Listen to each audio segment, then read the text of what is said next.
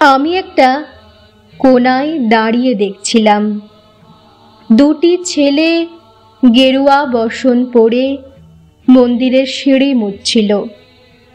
এত মন দিয়ে আমি কাউকে সিঁড়ি মুছতে দেখিনি। এত ভালোবাসা দিয়ে আমি কাউকে ধুলো তুলতে দেখিনি।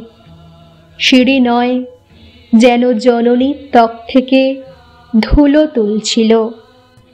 এভাবে কেউ সিঁড়ি থেকে ধুলো মুছতে পারে এ আমি কোথাও দেখিনি। স্থিতপ্রজ্ঞ মহারাজকে জিজ্ঞাসা করলাম, এই ছেলে দুটি কে? মহারাজ মৃদু হেসে বললেন, একজন নিউক্লিয়ার ফিজিসিস্ট, একজন IBM এর 6 লাখ টাকার চাকরি ছেড়ে এখানে এসেছে, সিঁড়ি ধুতে এসেছে।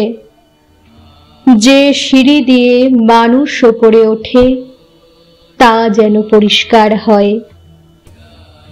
মহারাজ চলে গেছেন। সন্ধ্যা নেমে আসছে গঙ্গায়। আমার ভেতরেও নামছে সন্ধ্যা।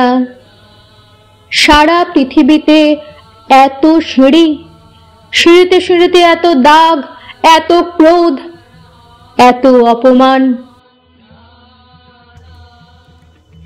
আরতি শুরুর আগে মনে হলো, যে সিঁড়ি মুছতে পারে না সে কোনো দিন মানুষের চোখের জল মুছতে পারবে না।